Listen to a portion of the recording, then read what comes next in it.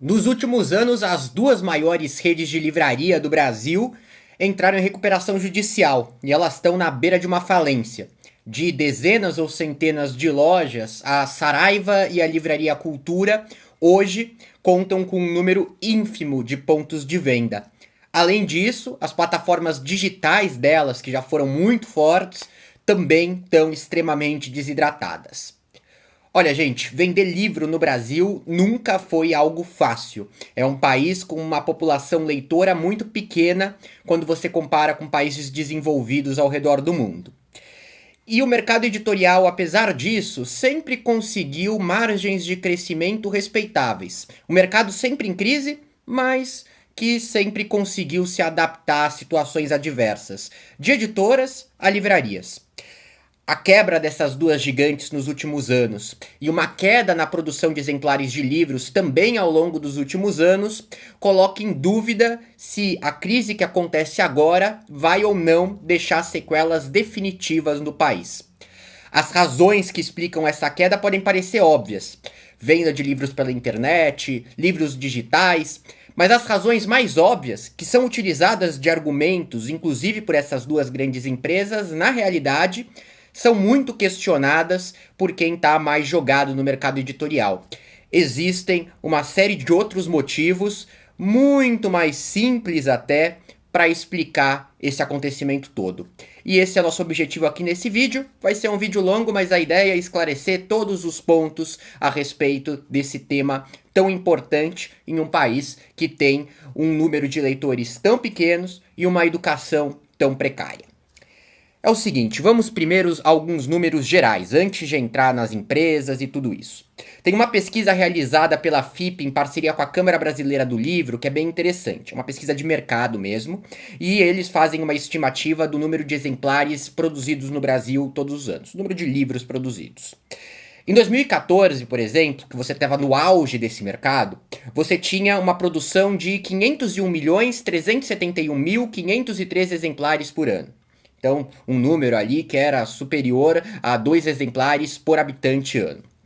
Em 2018, depois de o início de uma queda e no ano mais pesado, pelo menos que a gente tem dado mais consolidado, foram produzidos 349.914.643 exemplares.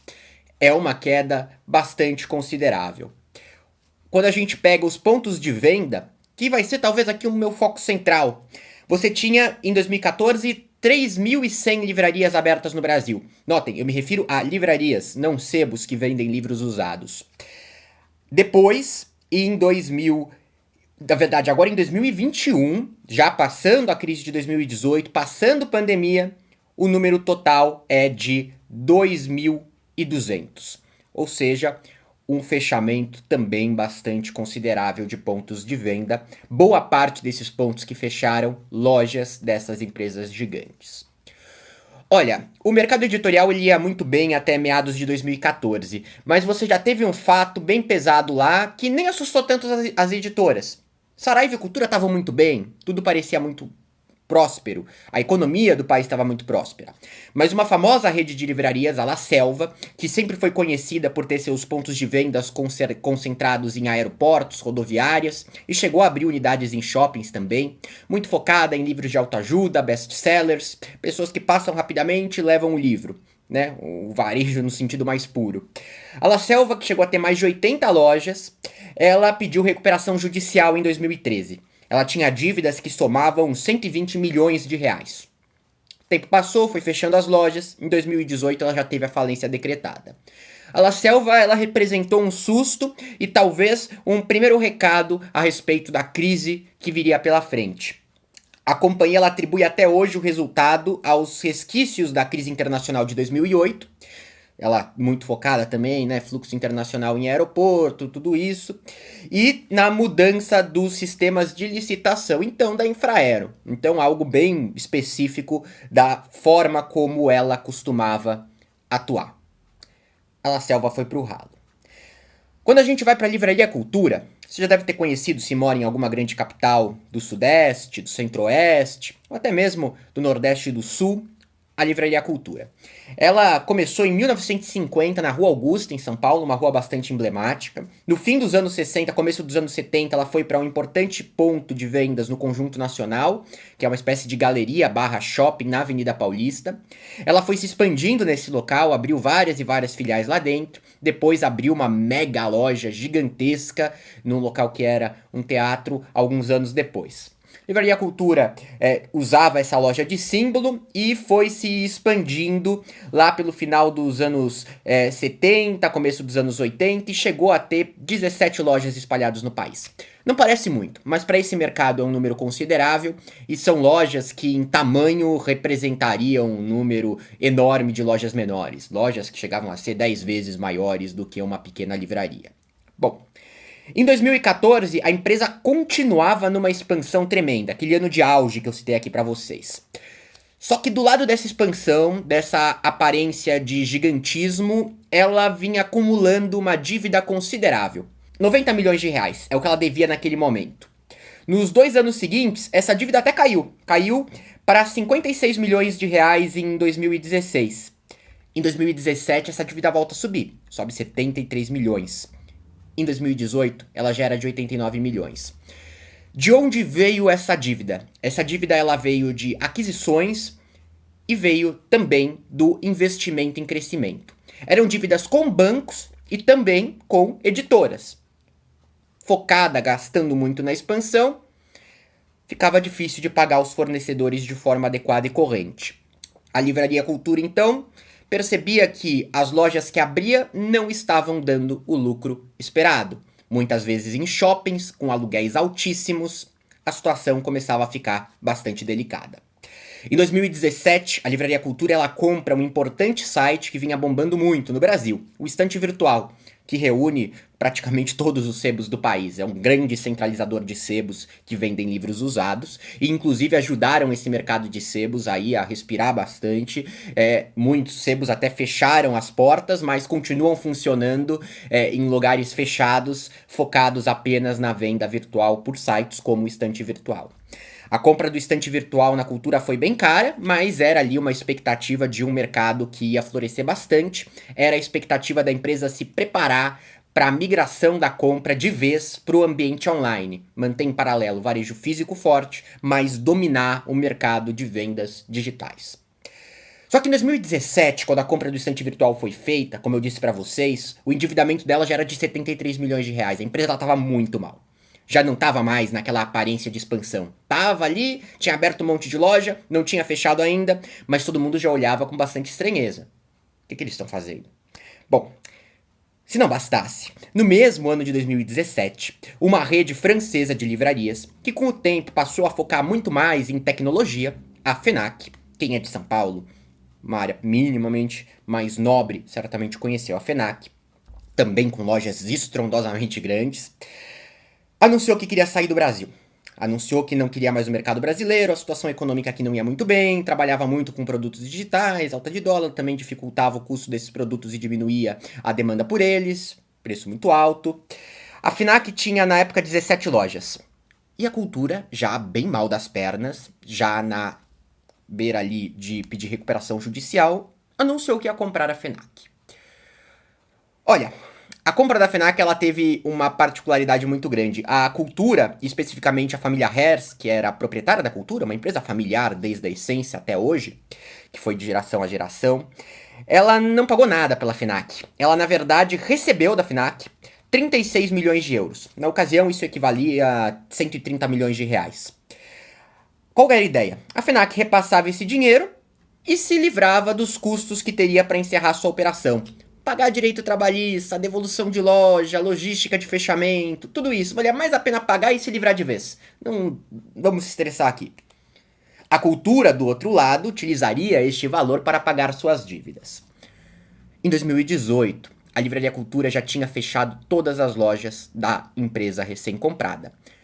Não só tinha fechado todas as lojas depois de anunciar que pretendia seguir com o negócio e converter as lojas em lojas da Cultura, como também passou a fechar lojas próprias. Até hoje não ficou muito claro se a Cultura comprou a FENAC com essa intenção, não foi o que eles contaram, ou se eles realmente esperavam que o negócio pudesse prosperar bastante. Mas o olhar quase de consenso de quem observa essa decisão é de que foi uma decisão completamente imprudente, talvez tomada por desespero, talvez tomada por sonho de grandeza. Bom, a cultura caiu, caiu, caiu. Endividada, hoje ela mantém apenas 5 lojas e está tendo uma dificuldade tremenda no seu processo de recuperação judicial, que foi atropelado inclusive pela pandemia. Um fechamento da rede hoje não é nada improvável.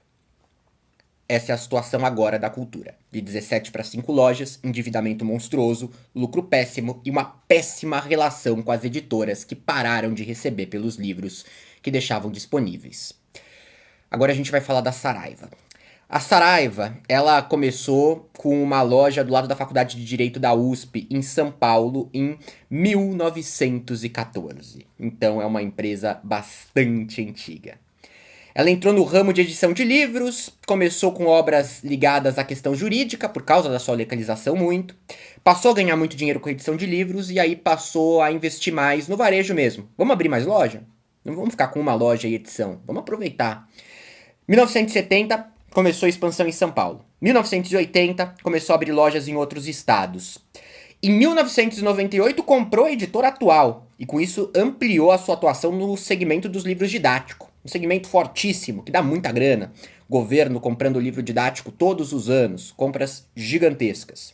Bom, no mesmo ano, a Saraiva, já preocupada com o digital, tô falando de 98, quando quase ninguém tinha internet, transformou seu site em uma das primeiras lojas online do Brasil. O processo de expansão seguiu a todo vapor. Em 2007, a Saraiva comprou a Pigmento Editorial, também uma editora focada em livros didáticos. Aposta nessa área. Em 2008, ela fechou talvez o que tenha sido o seu maior negócio. Comprou uma outra rede de livrarias, bem grande e bem próspera, a Siciliano. Notem o seguinte, naquele momento, em 2008, a Saraiva tinha 38 lojas.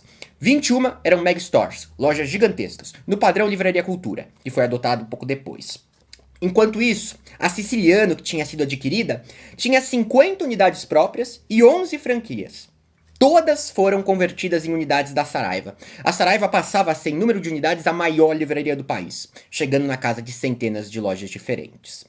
Bom, a empresa seguiu apostando tudo. Em 2010, lançou o Saraiva Digital Reader, uma plataforma de livros digitais. Em 2012, lançou a Saraiva Tech, uma divisão focada em cursos técnicos e de graduação tecnológica. Em 2014, quando completou 100 anos, lançou o seu leitor de e-books, o Leve, se preparando para a chegada da Amazon e do Kindle no Brasil. A empresa também, assim como a cultura, e seguindo os passos que a FINAC já tinha seguido anteriormente, passou a direcionar o foco para outros produtos do varejo e especialmente do entretenimento. Aparelhos de tecnologia, DVDs, CDs, isso passou a representar um espaço considerável nas lojas físicas e uma parcela considerável das vendas virtuais. O sonho de grandeza era bem grande ainda no ano de 2014. Só que em 2014 a coisa já não ia bem. O último ano tranquilo que a Saraiva teve foi em 2012. Em 2012, a companhia registrou um lucro líquido de 78 milhões de reais. Em 2013, se acende um sinal amarelo interno. O lucro líquido ficou em 13 milhões de reais. Mas o grupo ainda estava inaugurando muita loja, investindo em um novo centro logístico e havia comprado mais uma editora, a editora Érica.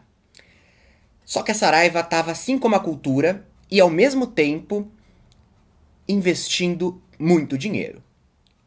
Dinheiro que não tinha, dinheiro emprestado. Até aí, muitas empresas baseiam todo o seu crescimento através de crédito, pegando empréstimos e tudo mais, e depois conseguem ver o lucro correspondente a esse investimento, pagando tranquilamente esses empréstimos.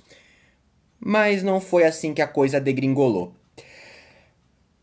O endividamento da Saraiva ele já era preocupante para a margem de lucro que ela tinha tido em 2013, muito abaixo do esperado. Para você ter uma ideia, a empresa terminou o ano de 2014 com um lucro líquido só de 5,7 milhões de reais. O que era ínfimo em 13 ficou patético perto do tamanho que a companhia tinha. A dívida líquida era de 544 milhões de reais em 2014. A Saraiva então tomou uma decisão bastante ousada. Em meados de 2015, ela anunciou a venda de todos os seus ativos editoriais e educacionais por 725 milhões de reais para a Somos Educação, a antiga Abril Educação. O foco inteiro ia estar jogado no varejo. Vamos direcionar porque a gente sabe e faz melhor. Pelo menos é a forma como eles avaliavam. Naquele momento, eles tinham 112 unidades físicas e a loja online ela já despontava como uma das maiores plataformas brasileiras de comércio eletrônico. Não só de livros, com celulares, videogames, notebooks, jogos e tudo quanto mais de produto. Bom, de lá em diante, o endividamento só cresceu e o lucro não correspondeu. O investimento passou a ser menor. Em outubro de 18, a Saraiva chegou a anunciar o seu primeiro grande fechamento de lojas ao mesmo tempo. 20 lojas. Disse que tinha desafios econômicos e operacionais do mercado. Em novembro do mesmo ano, no dia 23 de novembro de 18, a Saraiva pediu recuperação judicial. Ela já estava com uma dívida de 625 milhões. Notem, depois de toda a venda que foi realizada do seu setor editorial, ela já tinha construído uma outra dívida gigantesca. A Saraiva, a Cultura utilizaram empréstimos bancários para expandir essa operação toda. Para vocês terem uma noção, entre os credores da Saraiva, os dois maiores eram o Banco do Brasil, onde se devia 90,7 milhões de reais, e o BNDES, o Banco Nacional do Desenvolvimento, com uma dívida de 41,7 milhões de reais. Gente, o mercado editorial ele tem uma particularidade gigantesca. As empresas elas deixam os seus produtos nas lojas sob consignação. Notem o seguinte, você vai no mercado e compra uma Coca-Cola. Aquela Coca-Cola foi comprada pelo supermercado da Coca. Numa livraria, não. O livro que está na livraria, ele não foi comprado pela livraria. A editora não recebeu nada. Ela deixou esse livro com a livraria e só vai receber caso ele seja vendido um preço pré-combinado. Esse é o sistema que a gente chama de consignação. O sistema de consignação é utilizado também em bancas de jornais, com todos os produtos editoriais que lá estão presentes. É uma particularidade e é um sistema que abre algumas brechas bastante preocupantes. Ele é bom para quem vende, que tem garantia total de que se não vender não tem problema nenhum, e para a editora, o lado ruim é que se não vender, encalhou, e é difícil ter essa noção. A Saraiva e a Cultura, conforme foram se endividando, já ainda quando eram gigantes em expansão, elas começaram a parar de pagar os fornecedores no tempo adequado. Atrasa 1, 2 meses, vendeu o livro, teve o lucro, teve a receita na realidade, mas não repassou para a editora. Um efeito dominó começava ali. As editoras começavam a entrar numa situação bastante desesperadora. E não à toa, gente. Saraiva e Cultura representavam, em média, cerca de 35% das vendas desse setor de livros novos. Esse número ele pode passar em 50% quando você fala em pequenas editoras. Muitas delas correm até hoje ou já fecharam as portas em razão de não terem recebidos dos seus maiores clientes. Além disso, as duas também sempre monopolizaram essa relação com as editoras, sufocando livrarias menores, fechando contratos de exclusividade que impediam que alguns livros estivessem disponíveis em outros locais. Tudo concentrado na mesma cesta, e a cesta estourou. Bom, essas duas grandes empresas elas têm na ponta da língua a justificativa para tudo o que ocorreu. Evidentemente que elas não vão falar em responsabilidade, em expansão sem planejamento, em endividamento excessivo, em falta de visão. Elas são claras. Elas apontam fatores como os preços praticados pela Amazon, a recente crise econômica do Brasil, a defasagem dos preços dos livros no país e a falta de hábito de leitura pelo brasileiro. O último motivo a gente pode jogar no lixo em 2 segundos. A falta de hábito de leitura do brasileiro, por mais que real, ela é antiga. E não há indícios de que ela tenha piorado. Quando a gente fala nos preços praticados pela Amazon, vale deixar um alerta. A Amazon realmente tem uma atuação com preços muito baixos. Isso sufoca alguns agentes do mercado editorial, outros vendedores de livro. Mas as duas faziam exatamente a mesma coisa. Elas tiveram um papel essencial para que o preço dos livros não se inflacionassem no Brasil. A percepção de que o livro é caro, ela esbarra ali numa desinformação. O livro encareceu muito pouco se você comparar com outros produtos ao longo dos últimos 10 anos. É que as pessoas talvez gastem mais hoje com outras coisas que não gastavam. Streaming, música. Isso quebrou um pouco os parâmetros do que é caro e do que não é nesse setor, na compra por conteúdo e tudo mais. Né? Tratando de forma mais superficial o livro como um mero conteúdo. Olha, elas inclusive tinham esses contratos de exclusividade com o objetivo de praticar preços baixos. Elas inclusive tiveram margens de lucro menores porque cobravam muito pouco pelos livros em busca de uma expansão mais frenética. A crise econômica do Brasil ela é uma boa justificativa, ela vale para todos os setores. Só que quando as duas maiores de um setor quebram, logo em seguida um mega investimento, a coisa fica um pouco esquisita. A crise também não era totalmente imprevisível. Ela foi escalando e se aprofundando com o passar do tempo. Quando eu digo para vocês sobre o preço do livro, por exemplo, e como elas tiveram um papel muito parecido ao que a Amazon teve nos Estados Unidos, notem esse dado, por exemplo. Aqui é da pesquisa Produção e Vendas. É uma das pesquisas interessantes que traz dados sobre o mercado editorial. Eu vou linkar várias aqui para vocês, tem umas bem legais. A produção e vendas, ela separa em livros didáticos, religiosos, técnicos e profissionais e obras gerais. Vamos focar aqui em obras gerais. Obras gerais é interessante porque é aquilo que o leitor escolhe comprar. É aquilo que o leitor vai atrás, para ele ou para dar de presente. Técnico profissional, didático e religioso fica ali quase como uma necessidade. Religioso depende muito da questão das igrejas, do padre pedir para comprar, ou do engajamento religioso da pessoa. O didático, ele é uma recomendação mera e unicamente da escola, muito associada a compras do governo. Técnicos e profissionais na mesma linha educacional e profissional. Obras gerais dá o entendimento sobre o que a pessoa está comprando na boca do caixa. Ela entra na livraria, se interessa e adquire muito além de qualquer influência formal, digamos assim. Olha, em 2006 a 2014 você teve uma queda de 25% na arrecadação com vendas de obras gerais. Sim, naquele momento de expansão das duas redes você teve uma queda. E essa queda se deu por uma diminuição do preço e um aumento da escala. Mais livros por preço menor. Quando elas citam a Amazon, olha, a Amazon ela é um fator e ele não pode ser ignorado. Mas a gente está falando de duas empresas que dominavam praticamente metade do mercado e que iniciam a sua derrocada em 2015, pouco depois da chegada da Amazon no Brasil. Que iniciam seu endividamento em 12, 13, 14. A Amazon chegou em 14. A Amazon em 2020 tinha no início do ano 30% do mercado.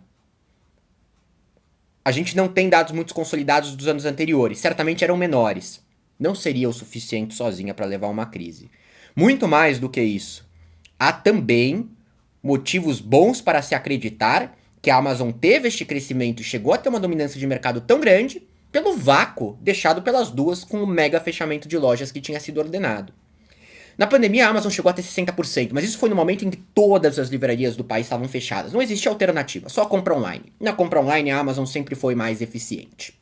Olha, todo mundo que se joga desde mercado financeiro mesmo, para analisar a situação de empresa, até pessoas mais jogadas e estudadas do recente momento do mercado editorial brasileiro, quando fala em Saraiva e Cultura, fala em uma única coisa: problema de gestão.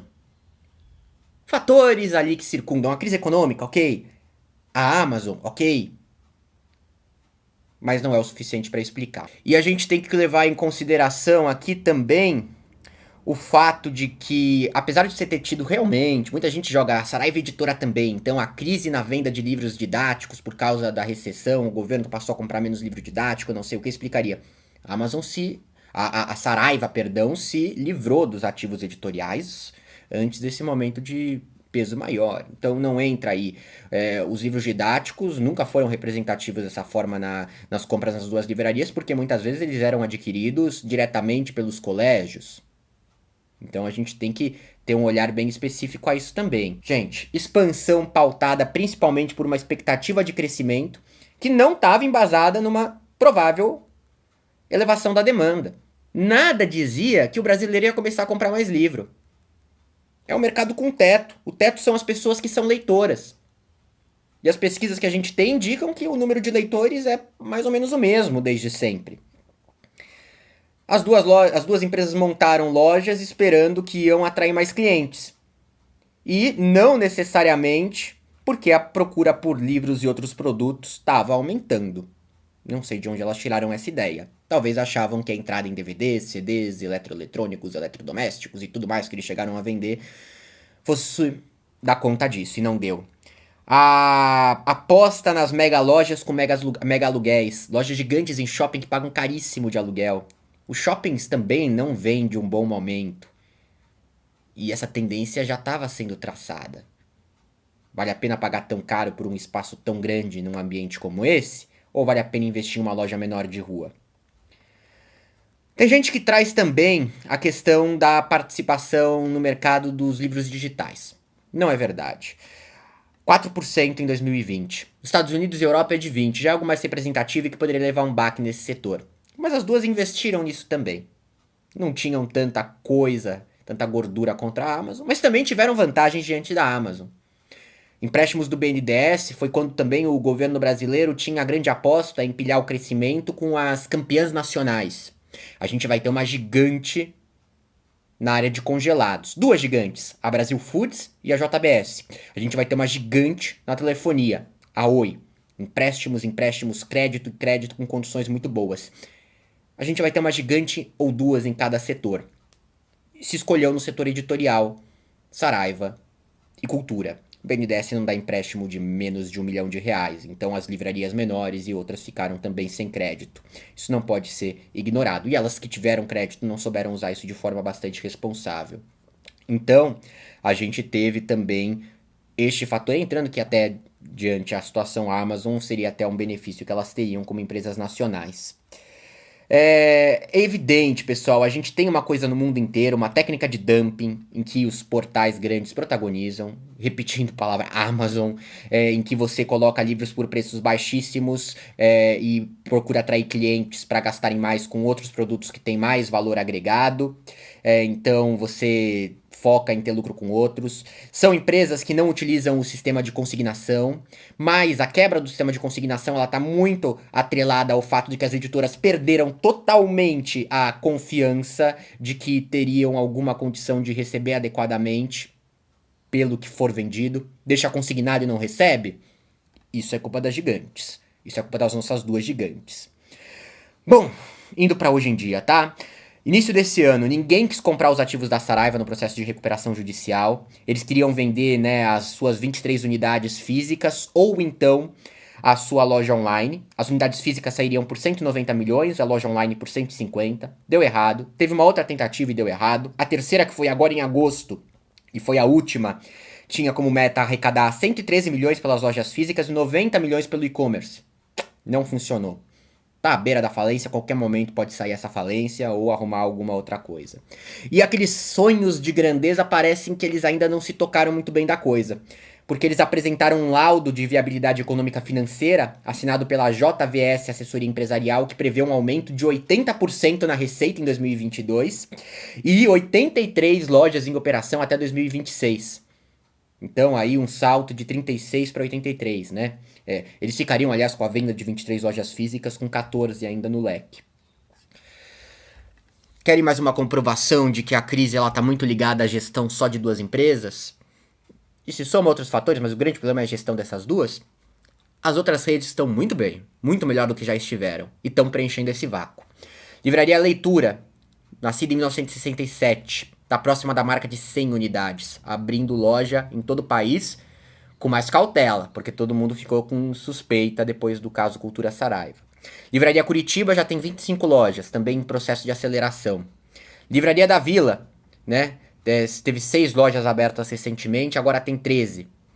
Livraria da Travessa, tantas outras. E livrarias de bairro se popularizando bastante. E no caso dos livros, vale deixar uma coisa clara. A venda de livros novos e a produção de livros novos, ela não é uma boa forma de você medir o interesse da população por livros. Mas ela não é uma boa forma de você definir o interesse da população de comprar livros presencialmente. Livros impressos de forma presencial. Você tem aqui os sebos. Os sebos ainda são muito representativos. Muitos fecharam, a gente não tem aí dados muito precisos, mas a gente sabe que muitos também passaram a vender só no online por causa do preço alto de aluguéis que você tem e tudo isso. Quando você pega uma pesquisa aqui da Confederação Nacional de Dirigentes Lojistas e do Serviço de Proteção ao Crédito, o SPC, feito em 2018, você tem o ranking de objetos usados mais comercializados. É encabeçado por livros, com 54%, seguido por automóveis e motos, com 43%. Livro é o objeto usado mais vendido. É evidente que com o fechamento de lojas, a falta de opção de compra presencial, a compra usada ela acaba saindo na frente. É evidente que com a queda do poder de compra, a compra de usados sai na frente.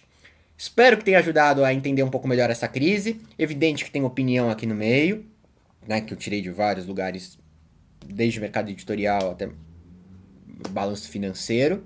Na minha visão, é um erro de gestão e não é um fim das livrarias. Cenas dos próximos capítulos. Até mais, gente!